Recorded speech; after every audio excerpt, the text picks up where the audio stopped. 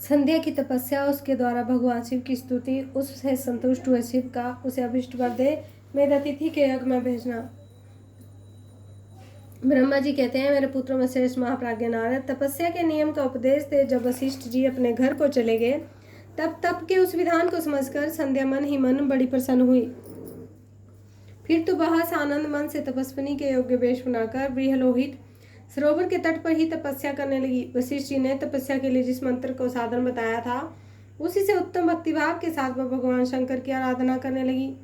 उसने भगवान शिव में अपने चित्त को लगा दिया और एकाग्र मन से बड़ी भारी तपस्या करने लगी। उस तपस्या में लगे हो उसे 4 युग व्यतीत हो गए। तब भगवान शिव उसकी तपस्या से संतुष्ट हुए और बड़े प्रसन्न हुए तथा बाहर भीतर और आकाश में अपने स्वरूप का दर्शन कराकर जिस रूप का वह चिंतन करती थी, उसी रूप से उसकी आंखों के सामने प्रकट हो गए। उसने मन से जिनका चिंतन किया था, वही प्रभु शंकर को अपने सामने खड़ा देखकर वह अत्यंत आनंद में निमग्न हो गई। भगवान का मुखारविंद बड़ा प्रसन्न दिखाई देता था। उनके स्वरूप से शांति बरस रही थी। बस ऐसा बेबी तो सोचने लगी, मैं भगवान हर से क्या कहूँ, किस तरह उनकी स्तुति करूँ। इसी चिंता पड़कर उसने अपने दोनों नेत्र बंद कर दिए। नेत्र बंद कर लेने पर भगवान शंकर ने उसके हृदय में प्रवेश करके उसे दिव्य ज्ञान प्रदान किया, दिव्य वाणी और दिव्य दृष्टि प्रदान की। जब उसे दिव्य ज्ञान, दिव्य दृष्टि और दिव्य वाणी प्राप्त हो गई, तब वह कठिनाई से ज्ञात होने वाले जगदीश्वर शिव को प्रत्यक्ष देखकर उनकी स्तुति करने लगी। संध्या बोली, जो निराकार और परम ज्ञान गम्य है, जो न स्थूल है न सूक्ष्म है न उच्च है, जिनके स्वरूप का योगी जन अपने हृदय के भीतर चिंतन करते हैं, उन्हीं लोक स्रष्टा भगवान शिव को नमस्कार है, जिन्हें सर्व कहते हैं। जो शांत स्वरूप, निर्मल, निर्विकार, ज्ञान गम्य है और जो अपने ही प्रकाश में स्थित प्रकाशित होते हैं, जिनके विकार का अत्यंत अभाव है, जो आकाश मार्ग की भांति निर्गुण निराकार बताए गए हैं और जिनका स्वरूप ज्ञान अंधकार मार्ग से परे है, उन नित्य प्रसन्न आप भगवान शिव को मैं प्रणाम करती हूँ, जिनका रूप एक अद्वितीय शुद्ध बिना माया के प्रकाशमान सच्चिदानंद मय सहज निर्विकार नित्यानंदमय सत्य ऐश्वर्य से युक्त और प्रसन्न लक्ष्मी को देने वाला है, उन आप भगवान शिव को नमस्कार है। जिनके स्वरूप की ज्ञान रूपा से ही उदाहरणा की जा सकती है, जो इस जगत के सर्वथा भिन्न है एवं सत्व प्रधान ध्यान के योग्य आत्मस्वरूप सारभूत सबको पार लगाने वाले पवित्र वस्तुओं में भी परम पवित्र है, उन आप महेश्वर को नमस्कार है।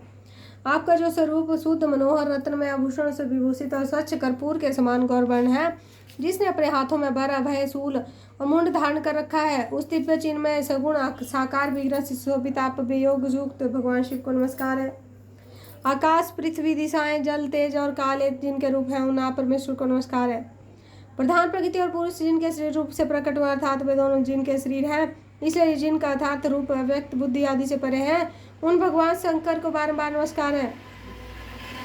जो ब्रह्मा होकर जगत की सृष्टि करते हैं, जो रुद्र होकर अंत में उस सृष्टि का संहार करेंगे, उन्हीं आप भगवान सदाशिव को बारंबार नमस्कार है। जो कारण के भी कारण है, दिव्य अमृत स्वरूप ज्ञान और अनिमादि ऐश्वर्य प्रदान करने वाले हैं, समस्त लोकांतरों का वैभव देने वाले हैं, स्वयं प्रकाश रूप और प्रकृति से परे हैं, उन परमेश्वर शिव को नमस्कार है। नमस्कार है यह जगत जिनसे भी नहीं कहा जाता, जिनके चरणों से पृथ्वी और अन्य अन्य अंगों से संपूर्ण दिशाएं, सूर्य, चंद्रमा, कामदेव एवं अन्य देवता प्रकट हुए और जिनकी नाभि से अंतरिक्ष का आविर्भाव हुआ है, उन्हीं आप भगवान शंभु को मेरा नमस्कार है। प्रभु, आप ही सबसे उत्कृष्ट परमात्मा है, आप ही नाना प्रकार की विद्याएं हैं, आप ही हर संहार करता है, आप ही सद ब्रह्मा परम ब्रह्मा है, आप सदा विचार में तत्पर रहते हैं, जिनका ना आदि है, ना मध्य है, ना अंत है, जिनके द्वारा सारा जगत उत्पन्न हुआ है और जमन वाणी के विषय नहीं है, उन महादेव जी की स्तुति मैं कैसे कर सकूंगी। ब्रह्मा आदि देवता और तपस्या के धनी मुनि भी जिनके रूपों का वर्णन नहीं कर सकते, उन्हीं परमेश्वर का वर्णन अथवा स्तवन मैं कैसे कर सकती हूँ। प्रभु, आप निर्गुण हैं, मैं मूढ़ स्त्री आपके गुणों को कैसे जान सकती हूँ। आपका रूप तो ऐसा है जिन्हें इंद्र सहित संपूर्ण देवता और असुर भी नहीं जानते हैं। महेश्वर, आपको नमस्कार है। तपोमय, आपको नमस्कार है। देवेश्वर शंभो, मुझ पर प्रसन्न हो जाइए, आपको बारंबार नमस्कार है। ब्रह्मा जी कहते हैं, नारद संध्या का यह स्तुतिपूर्ण वचन सुनकर उनके द्वारा भलीभांति प्रशंसित हुए भक्त वत्सल परमेश्वर शंकर बहुत प्रसन्न हुए। उनका शरीर बलकल और मृग चर्म से ढका हुआ था, मस्तक पर पवित्र जटाजूट शोभा पा रहा था। उसमें पाले के मारे हुए कमल के समान उसके कुमलाए हुए मुंह को देखकर भगवान हर दया से द्रवित हो इस प्रकार बोले। महेश्वर ने कहा, भद्रे, मैं तुम्हारी इस उत्तम तपस्या से बहुत प्रसन्न हूँ। शुद्ध बुद्धि वाली देवी, तुम्हारे इस स्तवन से भी मुझे बड़ा संतोष प्राप्त हुआ है, अतः इस समय अपनी इच्छा के अनुसार कोई वर मांगो। जिसे वर्ष से तुम्हें प्रयोजन हो अथवा जो तुम्हारे मन में हो उसे मैं यहाँ अवश्य पूर्ण करूँगा। तुम्हारा कल्याण हो तो मैं तुम्हारे व्रत नियम से बहुत प्रसन्न हूँ। प्रसन्नचित्त हो महेश्वर का यह वचन सुनकर अत्यंत हर्ष से भरी संध्या उन्हें बारंबार प्रणाम करके बोली, महेश्वर, यदि आप मुझे प्रसन्नता पूर्वक वर देना चाहते हैं, यदि मैं वर पाने के योग्य हूँ, यदि आप पाप से शुद्ध हो गए हैं, क्षमा कीजिए, यदि पाप से शुद्ध हो गई और देव यदि इस समय आप मेरी तपस्या से प्रसन्न है तो मेरा मांगा हुआ यह पहला वर सफल करें। देवेश्वर, इस आकाश में पृथ्वी आदि किसी स्थान में जो प्राणी है वे सब के सब जन्म लेते ही काम भाव से युक्त न हो जाए। नाथ, मेरी इस काम दृष्टि के ही न पड़े। मेरे जो पति हों वे भी अत्यंत सुहृद हों। पति के अतिरिक्त जो पुरुष मुझे इस काम भाव से देखे उसे पुरुष तत्व का नाश हो जाए, वह तत्काल नपुंसक हो जाए। निष्पाप संध्या का यह वचन सुनकर प्रसन्न हो भक्तवत्सल भगवान शंकर ने कहा, देवी संदेह सुनो। भद्रे, तुमने जो जो वर मांगा वह सब तुम्हारी तपस्या से संतुष्ट होकर मैंने दे दिया। प्राणियों के जीवन में मुख्यतः 4 अवस्थाएं होती है, वही शैशवावस्था, दूसरी कौमारावस्था, तीसरी यौवनावस्था और चौथी वृद्धावस्था। तीसरी अवस्था प्राप्त होने पर देहधारी जीव काम भाव से युक्त होंगे। कहीं कहीं दूसरी अवस्था के अंतिम भाग में भी प्राणी इस काम हो जाएंगे। तुम्हारी तपस्या के प्रभाव से मैंने जगत में इस काम भाव के उदय को यह मर्यादा स्थापित कर दी है, जिससे देहधारी जीव जन्म लेते ही काम कम सख्त न हो जाए। तुम भी इस लोक में वैसे दिव्य सती भाव को प्राप्त करो जैसा तीनों लोकों में दूसरे किसी स्त्री के लिए संभव नहीं है। पाणी ग्रहण करने वाले पति के सिवा जो दूसरा पुरुष काम होकर तुम्हारी ओर देखेगा वह तत्काल नपुंसक होकर दुर्बलता को प्राप्त हो जाएगा। तुम्हारे पति महान तेजस्वी दिव्य रूप से संपन्न एक महाभाग महर्षि होंगे जो तुम्हारे साथ 7 कल्पों तक जीवित रहेंगे। तुमने मुझसे जो वर मांगे थे वो सब मैंने पूर्ण कर दिए। अतः मैं तुमसे दूसरी बात कहूँगा जो पूर्व जन्म से संबंध रखती हो। तुमने पहले से यह प्रतिज्ञा कर रखी है कि मैं अग्नि में अपने शरीर को त्याग दूंगी। इस प्रतिज्ञा को सफल करने के लिए मैं तुम्हें एक उपाय बताता हूँ, उसे निसंदेह सुनो। मुनिवर, मेरे अतिथि का एक यज्ञ चल रहा है जो 12 वर्षों तक चालू रहने वाला है। उसमें अग्नि पूर्णतया प्रज्वलित है। तुम बिना विलंब किए उसी अग्नि में अपने शरीर का उत्सर्ग कर दो। इसी पर्वत के उपल्य काल में चंद्रभागा नदी के तट पर तापाश्रम में मुनिवर मेरे अतिथि वहाँ यज्ञ का अनुष्ठान करते हैं। तुम स्वच्छंदा पूर्वक वहाँ जाओ। मुनि तुम्हें वहाँ नहीं देख सकेंगे। मेरी कृपा से तुम अग्नि से प्रकट हुई पुत्री होगी।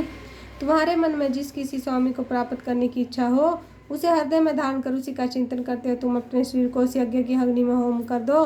संदेह, जब तुम उस पर्वत पर 4 युगों तक के लिए कठोर तपस्या कर रही थी, उन्हीं दिनों उस शत्रुयुगी सतयुग बीत जाने पर त्रेता के प्रथम भाग में प्रजापति दक्ष के बहुत सी कन्याएं हुई। उन्हें अपनी उन सुशीला कन्याओं का यथायोग्य वरों के साथ विवाह कर दिया। उनमें से 27 कन्याओं का विवाह उन्होंने चंद्रमा के साथ किया। चंद्रमा अन्य सब पत्नियों को छोड़कर केवल रोहिणी से प्रेम करने लगे। इसके कारण क्रोध से भरे हुए दक्ष ने जब चंद्रमा को शाप दे दिया तब समस्त देवता तुम्हारे पास आए, परंतु संदेह तुम्हारा मन तो मुझ में लगा हुआ था। तुमने ब्रह्मा जी के साथ आए उन देवताओं पर दृष्टिपात ही नहीं किया। तब ब्रह्मा जी ने आकाश की ओर देख कहा, चंद्रमा पुनः अपने स्वरूप को प्राप्त करें। यह उद्देश्य मन में रखकर उन्हें साप से छुड़ाने के लिए एक नदी की सृष्टि की जो चंद्र या चंद्रभागा नदी के नाम से विख्यात हुई। चंद्रभागा के प्रादुर्भाव काल में ही महर्षि मेधातिथि वहाँ उपस्थित हुए थे। तपस्या के द्वारा उनकी समानता करने वाला न तो कोई हुआ है न होगा। उन महर्षि ने महान विधि विधान के साथ दीर्घ काल तक चलने वाले ज्योतिष्टोम नामक यज्ञ का आरंभ किया है।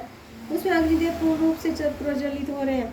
उसी आग में तुम अपने शरीर को डाल दो और परम पवित्र हो जाओ। ऐसा करने से उस समय तुम्हारी यह प्रतिज्ञा पूर्ण हो जाएगी। इस प्रकार संजय को उसके हित का उपदेश देकर देवेश्वर भगवान शिव वहीं अंतर्ध्यान हो गए। बोले भोलानाथ की जय हो, पार्वती मैया जी की जय हो।